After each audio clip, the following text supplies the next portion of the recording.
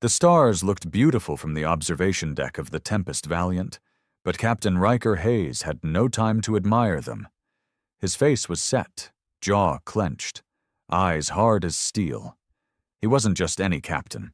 He was the last hope of Earth, the man chosen to carry humanity's final warning across the galaxy. They'd crossed a line.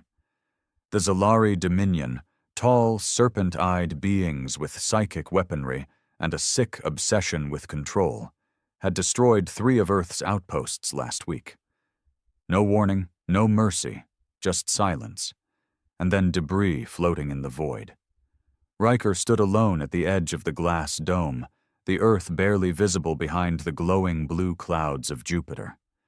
His knuckles turned white as he gripped the railing. Every fiber of his body wanted to lash out, to scream into the black that they'd pushed humanity too far. But this mission wasn't about emotion. It was about making damn sure the galaxy understood the consequences. "Message payloads ready," said Lieutenant Sarah, a short-haired, sharp-tongued woman who had saved Riker's life more times than he could count. She stepped beside him, her voice low. "You still want to say it yourself?" "Of course I do," Riker muttered. "They need to see a human's face when the words come."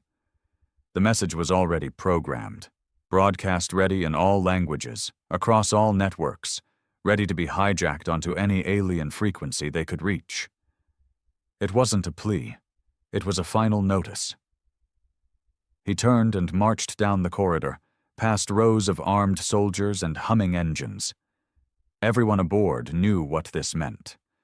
If the Zalari attacked again, Earth would answer not with war, but with extinction-level retaliation.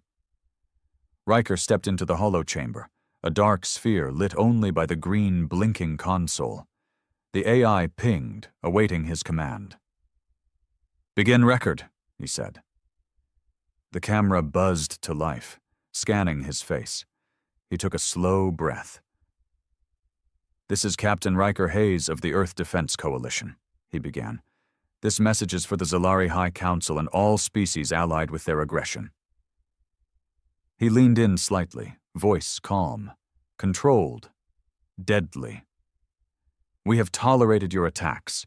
We've watched our colonies burn, our families vanish into stardust. We have buried our dead in silence. No more." His tone shifted, a quiet fury leaking through every word. "Humanity is not the child species you think we are. You confuse compassion with weakness. You mistake patience for fear. But let me be clear. One more strike, one more unprovoked assault, and we wipe you from history." The silence that followed seemed louder than any scream. "This isn't a threat. It's a promise. We have weapons you haven't even imagined, and we've never wanted to use them. But if forced, we will end you." The camera blinked off. The message was locked in. Sarah stared at him with a mix of fear and admiration. "Was that dramatic enough?" he asked her dryly. She nodded slowly. "Dramatic enough to make the stars tremble." But Riker knew this wasn't over. Not even close. The Zalari didn't fear words. They respected only strength. And Riker had a gut feeling that before long, he'd have to show them exactly what humanity could do. And deep in the cold dark of space, something moved. Something Zalari. The ship's lights dimmed briefly as the Tempest Valiant jumped to silent mode, a defensive protocol used when a high-level threat might be nearby. Riker didn't need the warning. He felt it in his bones. Something was coming. Sarah's voice crackled through his calm. "Captain, we've picked up a shadow on the long-range scanner. It's cloaked, but it's following us. Same trajectory for the last 40 minutes. Riker stormed up to the command deck, every footstep echoing like a countdown. "It's them," he said flatly. "Zalari Scout." The crew went quiet. No one needed to ask how he knew. The Zalari never responded to messages. They stalked first, attacked second, then denied it ever happened. "Raise shields, silent pattern. No energy spikes," he ordered. "We're not giving them a reason to pull the trigger. Yet." Commander Enoch, the ship's tactical lead, turned from his console. "Sir, you really think they're testing us, seeing how we respond to the message?" Riker gave a short nod. "They're not afraid. Not yet. They're watching, analyzing, waiting to see if we'll back our words with fire." Sarah leaned in, her voice quieter. "You think they'll call our bluff?" "It's not a bluff." And it wasn't. Riker had seen what humanity had hidden under the ice of Europa. He'd stood inside the core of the Silent Sun weapon buried on Pluto, an ancient satellite built not for defense, but annihilation. The kind of weapon you activate only once, and only if you're willing to erase an entire species from existence. The Zalari thought they were the apex, but Earth had grown tired of being underestimated. "Let them follow," he said, his voice calm again. "We're heading to the drift line." Sarah's head snapped up. "You mean the old battleground?" Riker nodded. "Exactly. Let them see what we're willing to revisit. Let them feel the ghosts of their own dead." The drift line was a floating graveyard, remnants of the first human Zalari war a century ago. Thousands of ships frozen in silence, wreckage circling a dead moon like vultures. Both sides had lost too much there. Neither side had ever gone back. Until now. "Plot a course," he said. "Let the Zalari see we're not afraid of memory." As the Tempest Valiant cruised through the void, the silence outside the hull thickened. The distant stars seemed dimmer here, as if mourning. As they broke into the outer edge of the drift line, Sarah gasped. "God," she whispered.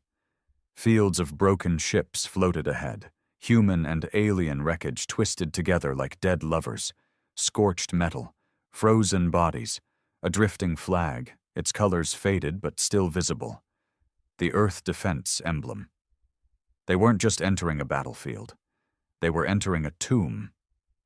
"Activate external cams," Riker said. "Make sure the Zalari see this feed." The live visuals would now be part of their open broadcast. If the Zalari were watching, and they always were, they'd understand exactly what humanity was willing to remember, and what they were prepared to repeat. As the ship moved deeper into the wreckage, a low hum started to rise from the comms. Static, warped signals, voices that didn't belong. Sarah's eyes darted.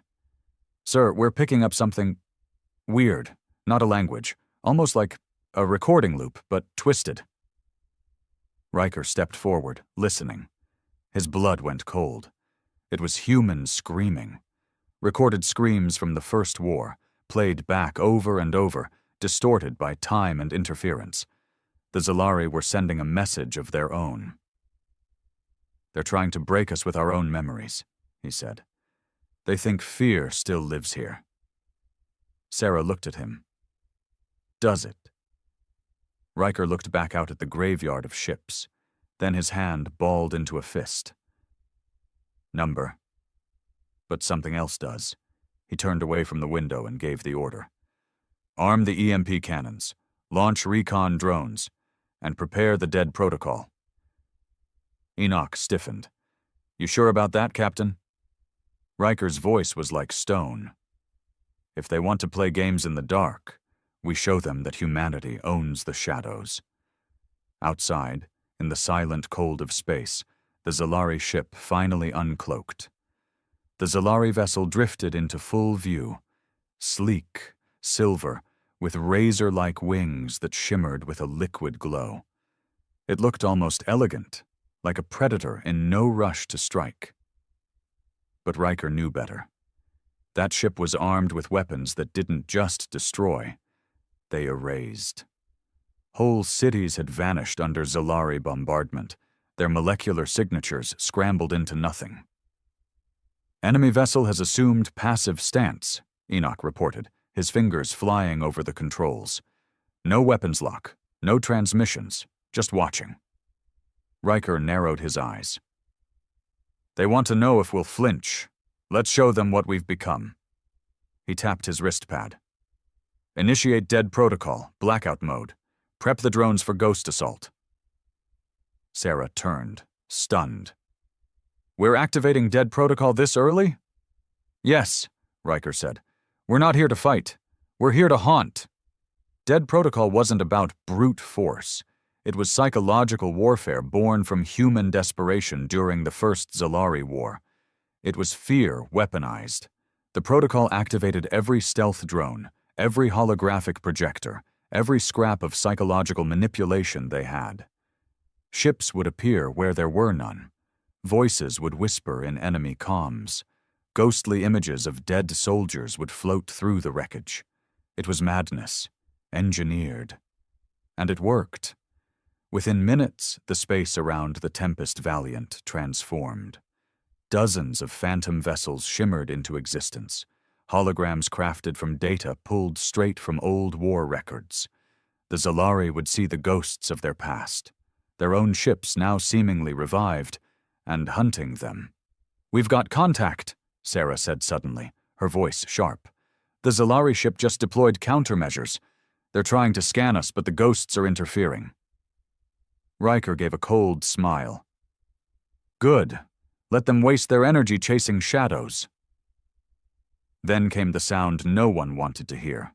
A low-pitched chime that rattled the air like a warning bell.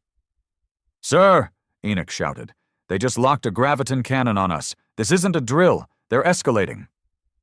Riker didn't hesitate. "Turn us. Face them head on. Power weapons, but don't fire. Let them see we're not afraid to stare death in the eyes." The ship pivoted in silence, engines humming as the Tempest Valiant aimed its nose directly at the Zalari vessel. Through the front viewport, Riker could see the enemy ship glowing brighter now, energy gathering along its underbelly. A single wrong move, and this would become a funeral march. But Riker wasn't here to bluff. He turned to Sarah. "Patch me through. Visual only. No translation software. I want them to hear my voice exactly as it is." Sarah nodded, hands moving quickly. A soft beep, and then a red light blinked on the console. They were live. Riker stood tall and stared into the lens. "This is Captain Riker Hayes," he said, his voice hard, slow, and unforgiving. "You've made your move. Now make your choice." He leaned forward. "One more strike, and we wipe you from history." He cut the feed without waiting for a response. The bridge went still. The only sound was the soft humming of engines and the hiss of the air recyclers. They waited. 10 seconds. 20. A minute. Then, the Zalari ship's energy signature flickered. Enoch whispered, "They're pulling back." The alien vessel began to drift away, engines spooling quietly, its nose tipping down toward the void as if in retreat. No weapons fire, no final taunt, just silence and distance. Sarah let out a breath she hadn't realized she was holding. "We called their bluff." Riker wasn't smiling. "Number, they're not done. They're just regrouping." He turned and walked off the bridge, leaving the crew stunned behind him. Because Riker knew something they didn't. That ship wasn't alone, and humanity's final message had just triggered something far worse than retaliation. It had awakened the first wave. Darkness pressed in on all sides as the Tempest Valiant drifted beyond the drift line, farther than any human vessel had dared go since the first contact war. The Ghost Fleet still glimmered faintly behind them, and Riker stood alone in his quarters, studying the blinking red dots that had begun appearing on the star map. 14 signatures. Now 15. All headed their way. Not scouts, not cargo vessels, warships. Each one carried the heat signature of a sun reactor, a class of engine used only by the Zalari's elite fleet. Silent, massive, and relentless. He didn't need confirmation. They were prepping for a surgical assault. Strike hard, vanish, wipe out the message. Then vanish the messenger. He tapped a console. "Bridge, this is Hayes. Begin silent jump to coordinates I'm transmitting now. Cloak, keep the lights off. Let's disappear." Sarah's voice came back, hushed but steady. "Copy that, Captain. Spinning up the core." The ship shuddered lightly as the silent jump drive began humming. It wasn't instantaneous like traditional faster-than-light travel. Silent jumps took time. Slow, hidden, and hard to detect, but safe from most scans. It was a gamble. Either they vanished completely, or became sitting ducks if spotted mid-transition. Riker stared at the blinking dots again. He zoomed in on the lead vessel, Azareth class, one of the same classes that had annihilated Outpost Halcyon. He still remembered the live feed, the silence, then fire. The screams, the flickering image of a boy, maybe 6 years old, clutching a stuffed animal as the screen turned to static. They didn't just want to win. The Zalari wanted to unmake humanity's soul. The intercom beeped again. "Captain," Enoch's voice came through this time. "We've got a situation. Power spike, not from us, from the wreckage. One of the ghost ships. It's powering up." Riker's spine stiffened. "That's impossible. Those ships have been dead for over 100 years. "We know, sir, but it's real. Hull integrity stabilizing. Weapons systems going online. Someone's waking them up." Riker sprinted down the corridor to the observation deck. The stars streaked past as the ship silently glided between dimensions. But on the tactical overlay, something horrifying unfolded. The old Earth destroyer Salvation's Reach, a wreck that had once floated dark and empty, now pulsed with life. Then a second, then a third. Dozens of ships, thought long dead, sparked to life as if summoned by the fear that now choked the region. But they weren't broadcasting human signatures. They were speaking Zalari. "Sir," Sarah said, wide-eyed beside him, "they've found a way to reanimate our war dead. They're hijacking our own ships." "No," Riker growled, his voice tight with fury. "They're defiling them." Each vessel that came online flew Earth's flag, but broadcast Zalari codes. It was psychological warfare turned grotesque, a desecration of humanity's most sacred loss. "They're sending a message," Enoch said grimly. "They're telling us our past doesn't even belong to us anymore." Riker's fists clenched. "Then we take it back, all of it." The crew was silent, watching as the holographic image of their ancestors' ships twisted under alien control. He issued his order quietly but firmly. "Begin overwrite. Launch virus drones. I want every resurrected hull disabled. If it doesn't shut down, we vaporize it." "Sir," Sarah said cautiously, "these are our own ships. Some of them still have recorded logs. Personal messages from soldiers, family archives. They're not ours anymore," Riker said. "Not while they're in the hands of monsters." Outside, the Tempest Valiant's belly opened, and a swarm of sleek black drones zipped out like hornets. Each one locked onto a corrupted vessel and began uploading a specially designed virus, a digital ghost killer, built to shut down enemy reanimation software. Some ships flickered and died instantly. Others resisted. One of the ships, honor-bound, a battleship lost during the war's final battle, turned toward the Tempest Valiant, its weapons charging. "Fire," Riker said coldly. Twin beams of white-hot plasma tore through space, slicing the vessel in half. The explosion was silent, but the crew felt it in their bones. Humanity had just destroyed its own dead. Riker didn't flinch, because this wasn't just a battle anymore. This was a cleansing, and he had a feeling it was only the beginning. The bridge of the Tempest Valiant was silent now, not out of fear, but out of respect. On the main screen, what remained of the honor-bound drifted in two glowing halves, cooling in the void. No one said a word. Even Sarah's fingers moved more slowly over her console, as if the moment deserved stillness. Riker stood at the front of the bridge, staring at the wreckage. He remembered reading about the honor-bound as a cadet, a ship that had refused to retreat, even when outnumbered 10-1 during the final battle over Mars. The last transmission from her captain was still taught at the Academy. As long as Earth breathes, we do not run. And now Riker had ordered its destruction. Enoch finally broke the silence. VirusNet is holding, Captain. 17 enemy-occupied vessels disabled. 5 destroyed. The rest are retreating or dark again. Any trace of the original logs? Riker asked. Sarah shook her head. Not a single message survived. They wiped everything before activating. Every soldier's last word, every family message. They made sure we'd never recover it. Riker's jaw tightened. Then this isn't just war. It's cultural erasure. They're not just trying to kill us, they're trying to make it so we were never here.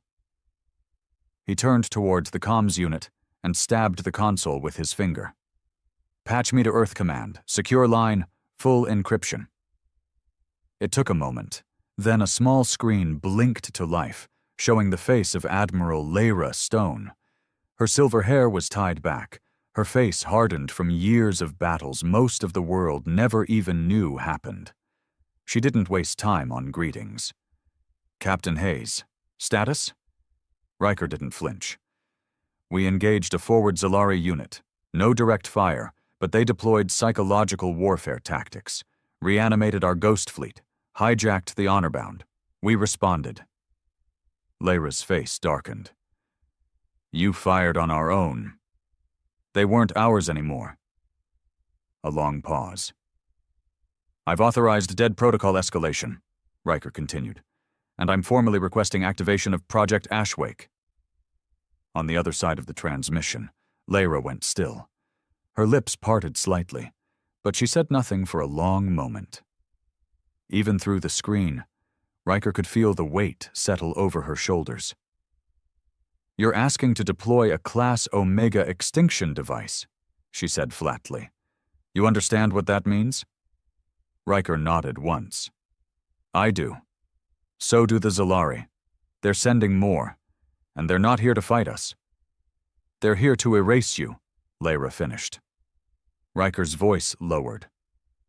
If we don't strike first, we won't get to strike at all. Lyra studied him with tired eyes. Then she leaned back and gave a slow nod. Authorization granted. Ashwake 7 is en route. ETA, 36 hours. It's in your hands now. The line went dead. Riker didn't move for a moment. The bridge crew stared at him. Ashwake 7? Enoch asked. That's not a bluff? No, Riker said. It's not. Project Ashwake was humanity's final creation, the ultimate deterrent. Not a bomb, not a virus, something worse. It was a weapon designed to erase planetary biosignatures on a quantum level. Any trace of culture, language, architecture, gone. Even memory particles scattered. It wouldn't just kill the Zalari. It would make it so their planets had never existed. And now, for the first time in history, it was being sent into battle. Sarah looked shaken. We use that thing. We become the very monsters they claim we are. Riker turned to her, voice soft but certain. Number, we become what we must to survive. The stars outside began to dim as the ship passed into deeper space, the kind of space that wasn't charted anymore. Even the AI refused to speak here. Then the warning siren flared. Unknown ship detected. No Zalari signature, no human. It's something else. Riker's eyes snapped to the screen. Out of the darkness, a structure emerged. It wasn't a ship. It wasn't a station. It was something older, vast, covered in markings that pulsed with unnatural light. It looked ancient, alien, but not Zalari. Sarah whispered, "What the hell is that?" Riker took a step forward. His chest felt cold. That might be what the Zalari are really afraid of. The structure drifted slowly into view, blacker than space itself except for the lines of pulsing red that snaked across its surface. It was bigger than any ship Riker had ever seen, too massive to be built by mortal hands, and far too old to still be functioning. Sarah's voice trembled slightly. That thing isn't on any map, Captain. No registry, no data fragments in the archives. We've never seen anything like it. Riker's eyes locked on the central tower of the thing. It was shaped like a monolith, surrounded by massive rings that rotated independently, humming with silent, terrible power. He felt something stir in his gut. Not fear, exactly, but instinct. The same feeling a man gets when he walks into a graveyard at midnight and realizes something is still watching him from the shadows. "Run a full spectral scan," he ordered. "Passive only. Don't ping it. I don't want to wake whatever's sleeping inside." Enoch already had the results coming in. His voice was tense. "Sir, this thing's ancient, possibly pre-Zalari. It's emitting a decaying radiation signature we've only ever seen in one other place." "Where?" "The silent sun on Pluto," he said grimly. "But this is older. Way older." That was impossible. The silent sun had been the last resort weapon Earth found buried during the Mars terraforming era. No one had built it. No one claimed it. It was just there, waiting. And now here was its twin, or worse, its creator. "What are the Zalari doing near this?" Sarah whispered, watching the data stream. Riker didn't answer. His mind was already racing ahead. The Zalari didn't retreat from the message earlier because they were afraid of humans. They retreated because they didn't want this, whatever it was, to be disturbed. "This isn't about us anymore," Riker muttered. "They're not trying to erase us to win a war. They're trying to keep us quiet, because we're too close to something." He walked quickly to the comms console. "Prep a drone. I want eyes on that structure. Full analysis. Send it in slow." The launch was quiet. The probe, barely the size of a coffin, drifted toward the dark monolith, its cameras feeding back images in real time. Strange carvings covered the hull. Circular patterns, star maps, even figures of creatures with too many limbs and blank, eyeless faces. Sarah's face turned pale as she zoomed in.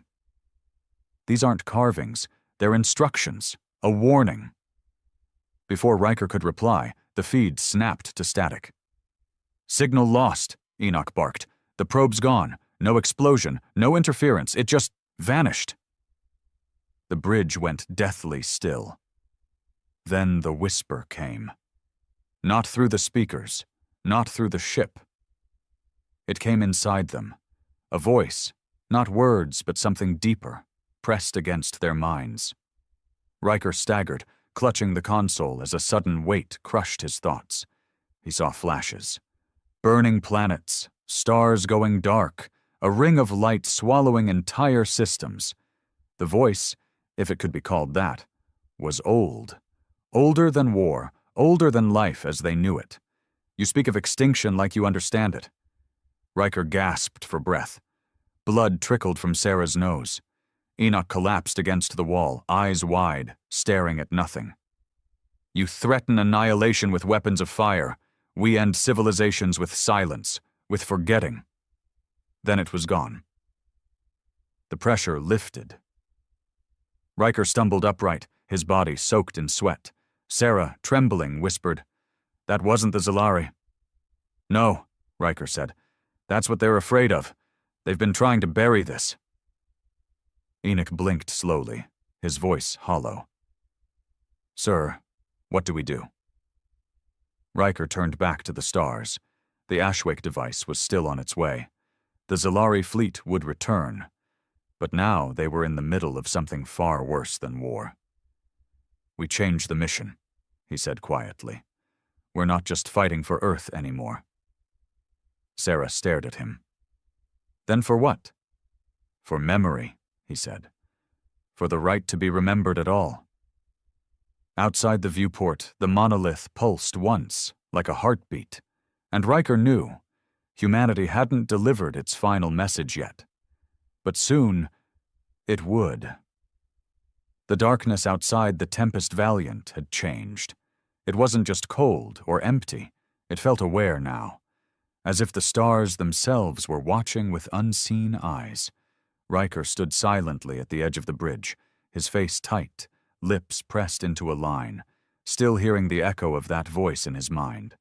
We end civilizations with silence, with forgetting. He'd never felt smaller than he did now, not even during his first drop onto the burning soil of Vesper Prime. This wasn't war. This wasn't even about survival anymore. It was something older, a conflict beneath history itself. And yet, he didn't flinch. He turned to his crew. "We're changing course. Plot a return jump to Earth orbit. I want us there before Ashwake 7 arrives." Sarah blinked. "We're not going to strike the Zalari?" "No," he said. "Not yet. We're bringing the message home first. Because if we're facing something that can erase us, Earth needs to know." Enoch looked skeptical. "You think Earth Command will listen? After you asked them to drop an extinction weapon?" Riker's voice was steel. "They'll listen, because I'm going to put it in the open. Every channel. No more hiding." The crew exchanged glances. Going public with information like this, especially about Project Ashwake or the monolith, was treason. But Riker didn't care about rules anymore. He cared about making sure the human race knew what it was truly up against. The moment they entered jump alignment, the lights flickered. Not from engine failure. This was different. Colder. A hum that came from inside the bones. "Captain?" Sarah's voice was shaky now. "We're not alone anymore." The monolith was moving, not drifting, not rotating, moving.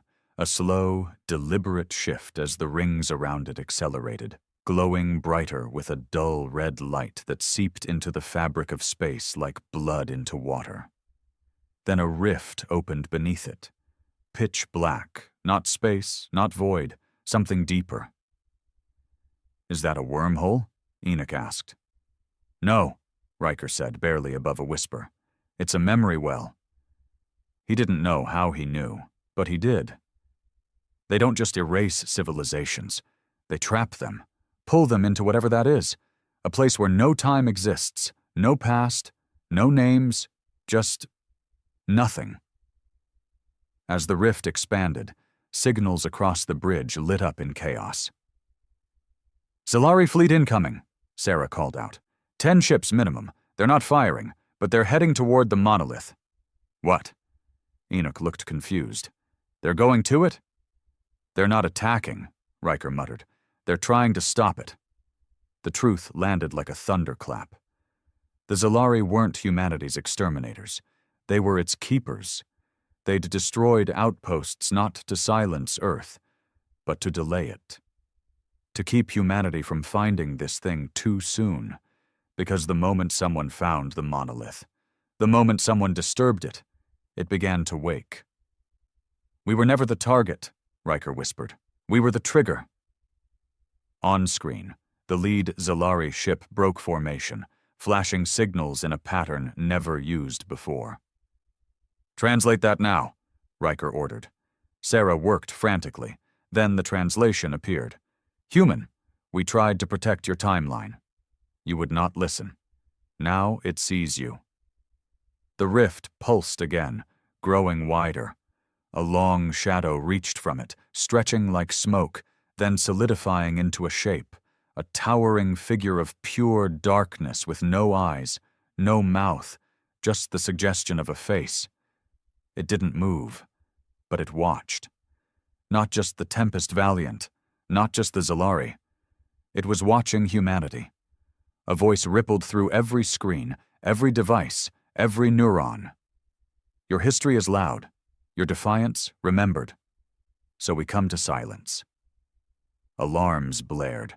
Every system on the ship began shutting down one by one. Sarah screamed. "They're infecting the core. They're erasing our nav, our logs, us." Riker forced himself forward. "Divert all power to backup storage. Transmit our data, Earth history, fleet records, everything, to the deep archive satellites." But they'll erase it, Enoch yelled. Not before we fire it into deep space, Riker snapped. Even if we're wiped, the truth survives somewhere. The crew moved like lightning, but systems were crashing fast. Riker turned to the comms. If this is our end, he said into the open channel, then let this be our real final message. He stared at the watching void. We are human, and we remember. The shadow figure pulsed once more. Then everything went white. There was no light, no sound, no time, just silence. Then, breath. Riker's lungs burned as he gasped awake, choking on the dry, recycled air. His body was strapped into a med rig, still shaking. Everything around him was flickering, emergency lights pulsing red, warning sirens muted. He turned his head and saw Sarah slumped beside him, eyes closed, pale but breathing. Enoch was leaning over a console, blood crusted at his temple, face gaunt like he hadn't slept in years. How long was I out? Riker croaked. Enoch looked at him like he was seeing a ghost. 4 days. We thought you weren't coming back. Riker pushed himself up. His limbs were heavy, his chest a furnace. What happened? The monolith, the shadow. Sarah stirred at his voice. She sat up slowly, her voice hoarse. They didn't erase us. Not fully. Not yet. Riker's memory came flooding back. The voice, the rift, the being that called itself Silence. It hadn't just attacked them, it had tried to erase their existence. But something stopped it. He staggered to the bridge, the crew trailing behind. The main screen was cracked, but still operational. Outside, space was calm again. The monolith, gone. The Zalari ships, vanished. But Earth, still there, still breathing. Status, Riker barked. Enoch wiped his face, pulling up the reports. We lost everything but one core backup. The Deep Archive satellites. One made it out. The other was corrupted mid-transmission. Sarah added. Ashwake 7 was recalled before deployment. Earth Command saw the transmission before it hit blackout. Riker, they heard you, all of it. He let that sink in. The mission hadn't been to win a war. It had been to warn humanity. And they'd succeeded. Riker slumped into the captain's chair, staring at the stars. The monolith hadn't just come for blood, it came to erase legacy, and when it failed, it disappeared into whatever dimension it called home. But it had left a mark behind. A single line of data carved into their corrupted memory banks, left like a whisper. We see you now. Sarah read it aloud, quiet. That means they're not done, doesn't it? Riker nodded slowly. Number. But now, we're not unprepared. A new alert pinged across the screen. Incoming transmission. Source, Earth Command. Admiral Lyra Stone appeared, pale and tight-lipped, her eyes sunken. Captain Hayes, she began, you've cost us every protocol, every chain of command, and revealed black-budget projects the world wasn't ready to know existed. Riker waited, expression unreadable. But, she continued, you also may have saved the entire human timeline. The Senate has issued a global disclosure order. We're no longer hiding the war. We're preparing for it. All of us. She paused. And we need leaders. The screen flicked off. Riker turned to his crew. You heard her. We're not soldiers anymore. Sarah blinked. Then what are we? Riker looked at the stars. We're archivists of existence, keepers of memory. If they want silence, we answer with truth. Over the next few hours, the Tempest Valiant began transmitting everything it had left. Recordings, testimony, genetic logs, history files, into deep space, encoded in a lattice of radiation signatures that even the shadow entity couldn't delete easily. A backup of humanity, scattered like seeds into the void. They knew it wasn't over. But Earth was waking up. Cities began installing planetary archives. Civilian agencies turned into memory vaults. Children were taught history not just to learn, but to protect it. The shadow had come to erase, and in doing so, made humanity more permanent than it had ever been before. 1 week later, Riker stood in a rebuilt memorial on Mars, beneath a steel statue of the honor-bound. He touched the plaque and read the inscription. "To those who died so we could remember." He exhaled. He didn't know when the monolith would return, or what form the next silence would take. But he knew one thing. Humanity's message was no longer a threat. It was a vow. We are loud, we are flawed, but we do not forget. And if they came again, they would remember humanity, whether they wanted to or not.